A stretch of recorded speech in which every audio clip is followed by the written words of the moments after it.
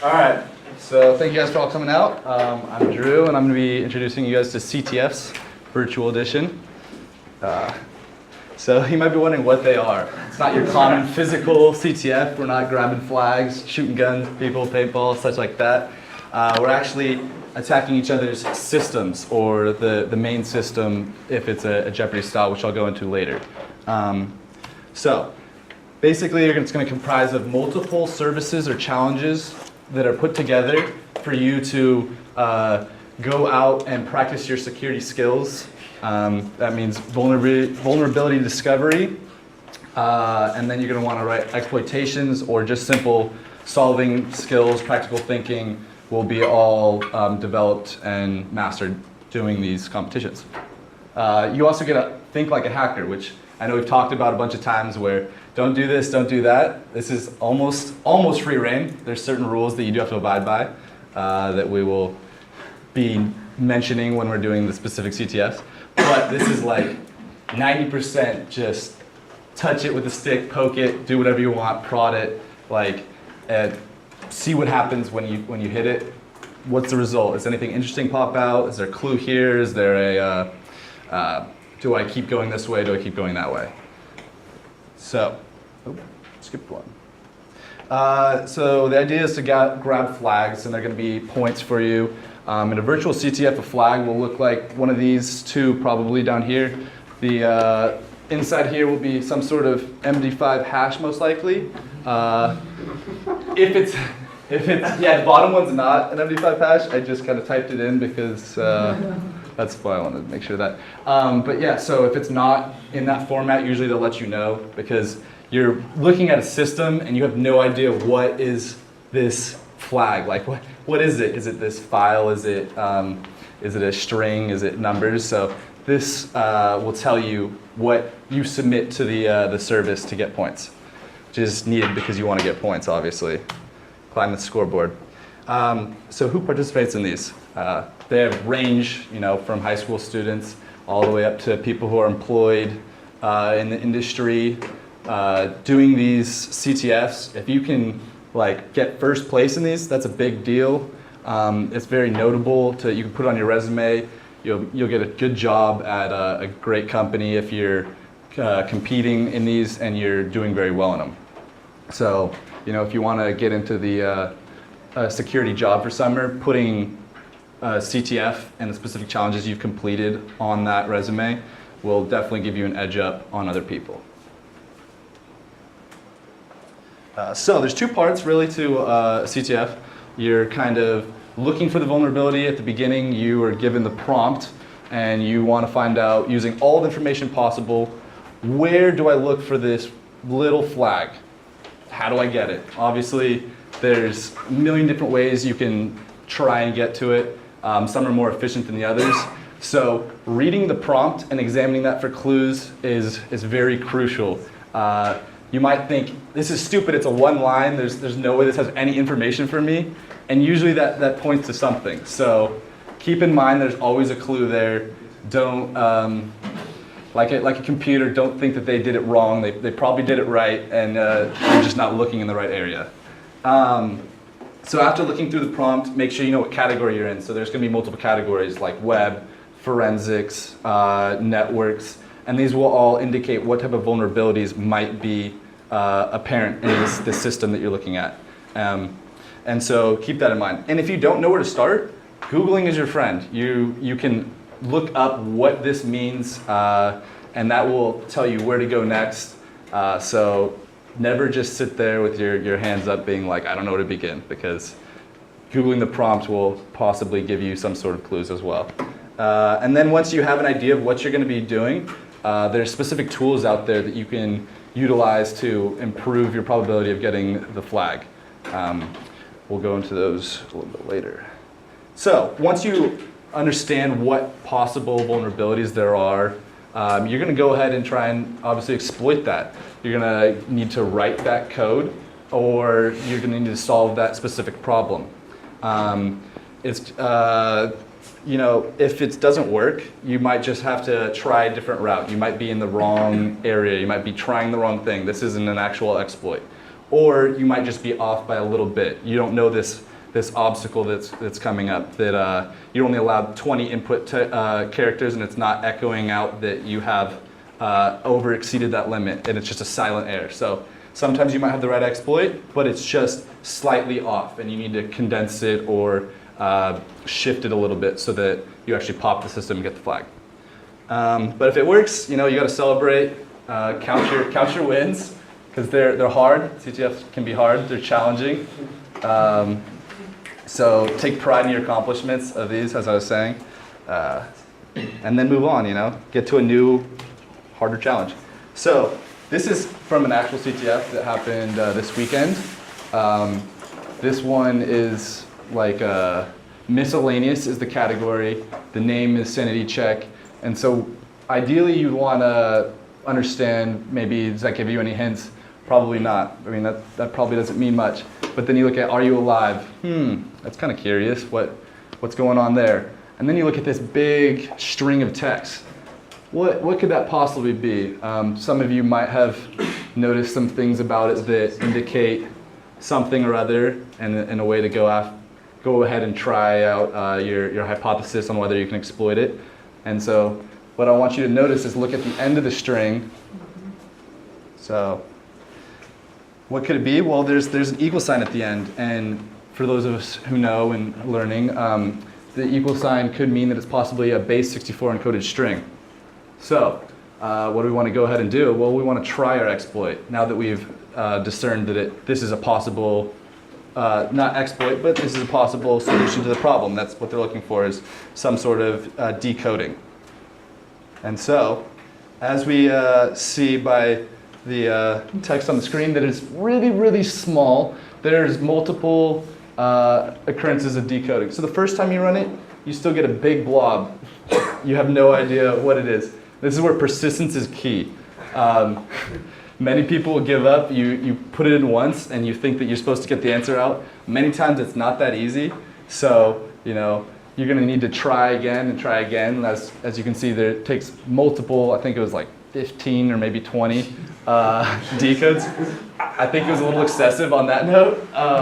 But so sometimes you just got to keep at it. And finally, as you get to the bottom, you can kind of read it for those of you in the front. It says, "Welcome to the jungle," with 3s for all E's and 0s. So sometimes they have fun with those. Yeah. So that's just an example problem that you could incur in CTF. They get a lot harder. They also can be easier, and they can be in different categories. So to prepare, you can go ahead and look at one of these links. They're war games, which means they're very similar to CTFs, and they have the problem sets the same, but the difference is that they're up continually. So a CTF will only be running for a certain amount of time, and these war games will be running every day. So you can go ahead and SSH into them and try out this specific challenge. In Over the Wire, there's multiple different games, so you can try web, you can try forensics, cryptography. So if you want to specialize in some sort of area that you're interested in, you can definitely push in that area. Hack This Site is web, and Pico CTF is a CTF that was put on by Carnegie Mellon University. It's still up and running. It's the 2014 version. I'm not sure if they're putting out a 2015 version. That's the words been spoken. So you can go ahead and look at that and look at what a CTF would look like. And also you can check out books or articles. Just commonly reading forums about security will help you understand the general concepts that then help you apply to the specific problem set. And also reading the CTF, the write-ups from the year before will give you an idea of what the programmer's mindset is. So a write-up is basically someone who solved it, the problem from the last year, and has a guide for how they solved it. So, as I'm saying, if you don't get the solution to that problem, doesn't mean the world's going to end. There might be people out there who have written the solution to it, so you can get a guide into understanding their thinking and how they went about achieving that, getting the flag, and you didn't, and so you can adjust the way you're going to attack the next problem. And so most of these write-ups will be found at that link at the bottom, ctftime.org/write-ups. Yeah, so Thomas Edison said, don't give up. Else we wouldn't have light. So the two types, there's two main types. One is Jeopardy, and the other is attack defense. And so the Jeopardy board is kind of like what a CTF board would look like, with the top line being the categories, forensics, web, and whatnot. And so then you can progress down the easy ones to the harder ones, and take your pick. Solving all of them would be quite a feat.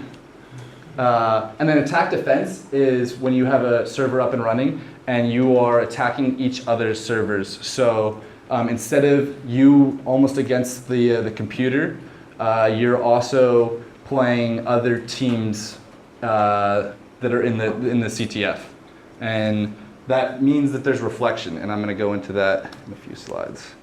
But before that, we have another example problem, and this one's going to come from the web. So the prompt, if you can read it, I'll read it out loud because I don't know if you can see it all the way in the back. So I hope you were well insured because the 90s have sent us their best thing ever. Bright colors and Comic Sans. Please end it before everyone dies due to internal bleedings. A little bleak. So if they're talking about end it, they might be talking about gaining root access, some way of shutting it down. Probably doesn't mean that they want you to DOS their site. That's not what they want. So they provide you the link for you to then open up, and this all comes from this the write-up down here, the link at the bottom. So when you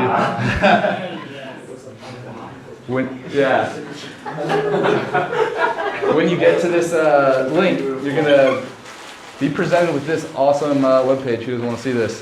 So you're now going to want to do some recon, explore around the site, check the links, open up your web inspector. I'm not sure what it's on PCs, but Command Option I for Macs. And then so as you're exploring, you might find something like this. It looks like there's some sort of input, so you start getting ideas about could you do SQL injection? Is it like, are you allowed to send something in? Are they executing your code? What's going on there? Yes, Max, what's up? Drew, what's SQL injection? SQL injection is when your code is entered into you submit a query, you submit input, and that's put into your query, their query on their server side, that they run to find a row or some sort of information that then they are most likely to spit out back to you. And if you enter invalid parameters where they don't expect it, you end up closing their statement, or you do something as 1 equals 1. This will supply you with all of the records. That's a whole talk that we'll probably get into later this year, so stick around for that.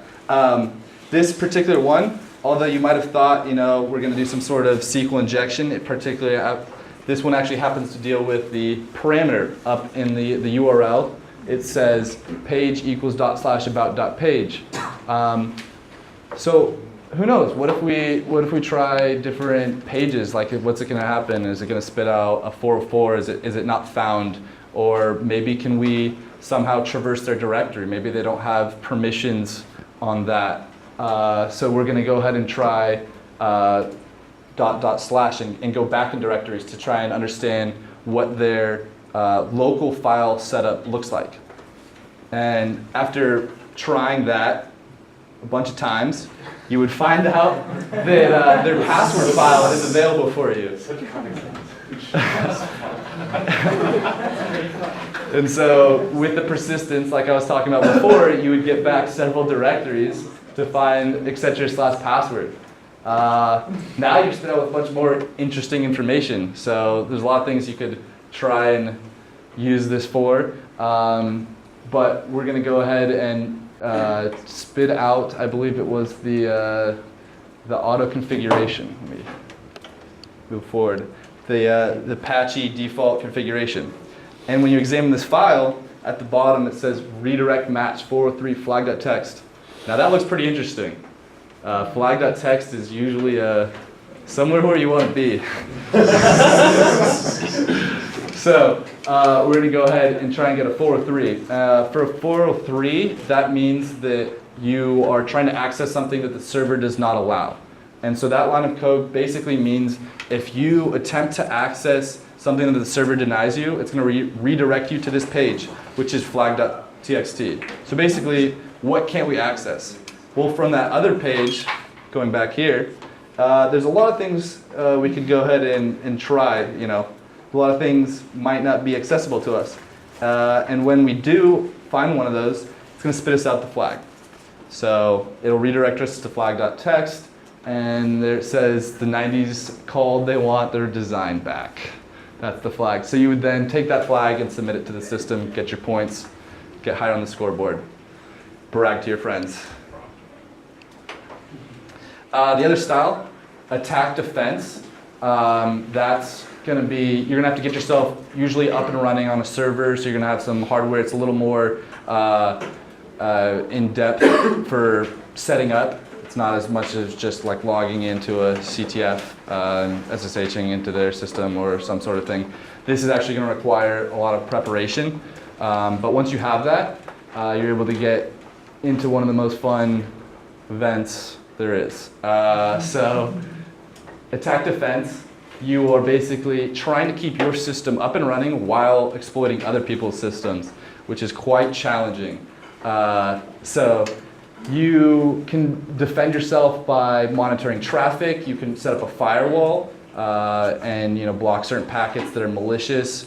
You can also patch the specific source code if you find the source code on the image that they give you. Sorry, I might need to back up. I might have skipped something for you guys. When you set up the server, they're going to give you an image, and you're going to be able to have a bunch of services running on your server that are vulnerable. So other teams can find these holes in the source code and send you a bug. Like if it's a buffer overflow, you might be able to pop a flag because you didn't check for that, or they didn't check for that in the source code, and you need to find that buffer overflow and correct it. You could also block the packets that send you, 45 A's in a row. Those are also, go ahead and drop those, because no one ever sends 45 A's as a valid input. And then on the other side, there's offense. So that's at the same time, while you're looking at that code, you can find those exploits and use them on other people. When you find out there's the buffer overflow, you can go ahead and submit 45 A's to someone else. And if they haven't set up the correct firewalls and precautions, you pop them and get points. So the kind of workflow you would see in Jeopardy is you're selecting a problem. You're going to go ahead and try and figure out what the vulnerability is, try and exploit it, adjust it, see what's happening until you get success, and then you're going to go on to another problem. On the other hand, attack defense, you're going to have a bunch of things going on at once, so it's going to be quite hectic for the team that's operating this server. You're going to be probably having someone trying to keep the firewall up to date. You're going to want to make sure that you are monitoring the network traffic using Wireshark to watch for all those malicious packets, for packets that pop your system. And when you find those, you can go ahead and use that, understand the way that their packet was sent to you and how that information works on that system, your vulnerable system, and that way you can take their exploit and turn it into your exploit. Because you're basically redirecting their intelligence and the way that they figured out how to pop your system and send it to someone else so you can get points as well. So defense and offense are kind of together. And so all these things are happening at the same time, so you need great communication, you need to have an understanding of what your role is and all of this stuff. But it's an awesome time, let me tell you that. So there's also a difference in the timing of attack defense is probably 7 hours. It's kind of a single day event. whereas the Jeopardy is multiple days. It's probably going to run for a full weekend. So either of these you can start and stop, but the Jeopardy is a little more casual. The scoring system, scoring in an attack defense, if you pop the other team's system first, you get more points. You're going to get bonus points. Then everyone else who pops that same system later on, they're going to get less and less points all the way down to 0. So it's it's a race to pop that system. Whereas in Jeopardy, everyone who solves that challenge is going to get 50 points or 150 points or whatever it's worth. So you're kind of racing the clock, whereas in tech defense you're racing humans and the clock. And so yeah, there's a reflection because if you get that exploit before other people, you get more points because you put in the intelligence to do that, whereas the people who see you pop the system, then take that and pop someone else didn't do as much work. So the scoring system is pretty just.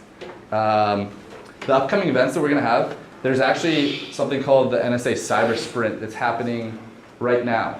That is, we've never competed in it, don't really know what it is. It's a CTF that once you open their link, you get 4 hours to go ahead and try and complete as much problems as possible.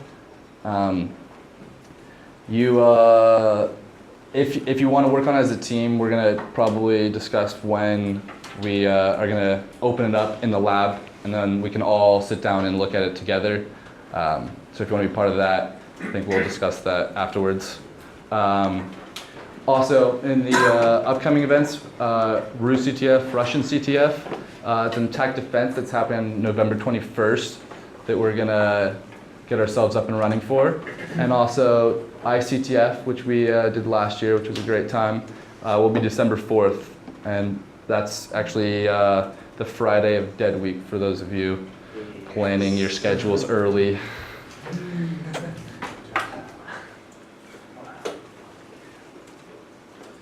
And words of a fellow student. Yeah, WordPress is a backdoor with the blog feature. I'm going to leave this open actually to any questions if you guys have yeah. So what are the different types of, so you mentioned that attack and defense are like team-based. What are the different roles that people can take on in a team environment where okay, I'm going to defend the system or I'm going to be on offense? What are the different roles?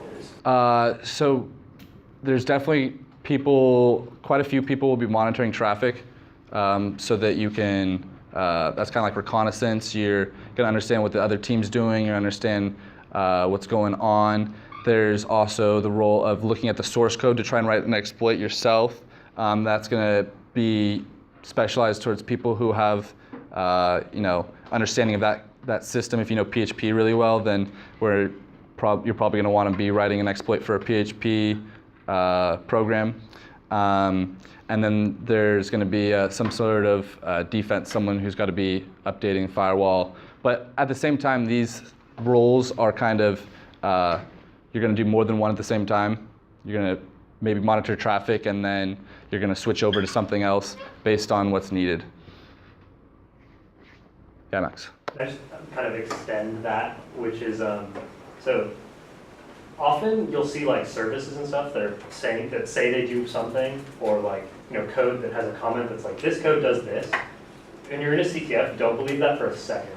Because that's going to be the stuff that's oh yeah, this takes in a string and then prints it out. Except, oh wait, look, it actually passes that string to exec first. And it's oh no.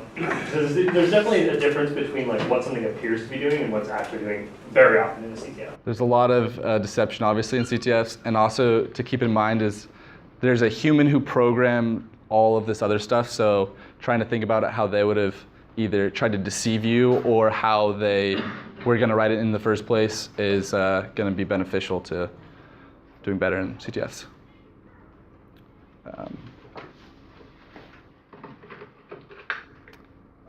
Other questions? Yeah. So those resources that you showed, is there some place where we can put those? Also, it's a similar thing. There's some place we can put those. Yes. When's the next Jeopardy CTF? So a lot of them actually just spawned up. If you look at this ctftime.org/upcoming, it'll tell you all of the, not all of them, but like a lot of the upcoming CTFs. People will post to that, so you can sign up for them, get information about it. It'll also contain where the write-ups are for the previous years. And so if you go on there, it'll show what's coming up for the next calendar year if people have scheduled them. And there's a couple of them. We'll check that afterwards because it actually just got spawned. Like a couple of them were put up like yesterday. So. Yeah, and if there's any CTFs that like you find as an individual and you really want to participate in, you really want to get a team together, and we're not necessarily specifically hosting that CTF, because we kind of pick and choose different CTFs that we want to host because we have other events going on or whatnot. Come talk to me, come talk to Drew, and be like, hey, could you open up the security lab so like 4 of us can go in there and like work on the CTF? And like, hell yes, we'll do that all the time. Yeah. How many people are normally on a team? For like, there's like qualification rounds and then there's like final rounds. So qualification, we could all be in a room working on it. But typically, you know, like 5 people will end up being like in the competition for the final. It's like limited to a certain amount of people, about like 5 people. So that's common. Jeopardy style is that he's Yeah. Yeah. So I know in some CTFs, certain people read the logs. So what are the logs that they were reading, and why did they read through those logs during CTF? Okay, like network logs is like kind of what I'm talking about with monitoring traffic. You're gonna monitor the connections people are making to you. People are pinging your system. In the advanced like CTFs for attack defense, they're gonna like send like decoys of like, this looks like it's popping your system. It looks like it logged like part of the flag, but it didn't. So if you read those, you understand how their exploit works. So either you can better defend yourself, or you can use their beginning source code to write your own. Like you can reverse engineer how their exploit works. And you talked about PHP. Are there any other languages that people use? So is there like socket programming involved in that? Yeah, there's all sorts depending on like what the creators, contest holders decide. PHP is very common. I think I've seen a couple Go, but like SQL is something that's usually exploitable. It's usually like put in as a problem. Python is a very heavy language, so if you want to know that, that's a good one to study up on. There's also C, common languages in general, but there's definitely more. What were you saying, Nick? JavaScript as well. Yeah. Other questions? How many people have participated in the CTF? Oh, sorry. How many people would like to participate in the CTF? Okay, cool. Nice. So, like I said, if you have any CTFs that you want us to do, and we'll also be hosting them. I think, are we hosting any other Jeopardies this quarter? At the moment, we only have Attack Defense set up, but definitely can add more to it. There's Jeopardy, like, Twitch recorder. Yeah, so Ghost in the Shell code will be happening like the week we get back from break, I believe, like January 8th, I want to say. And that's a big one to be a part of. So getting your feet wet early is a good thing. More practice, better you get, more fun you have. Yeah. Oh, yeah. I'm saying it's hard, yeah. Take pride in accomplishing it. Any last questions?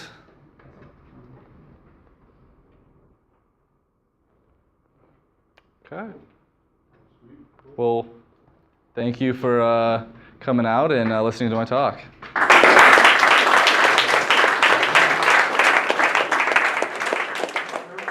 Yeah, definitely stop by the lab if you want to like work on these or get help on some of them.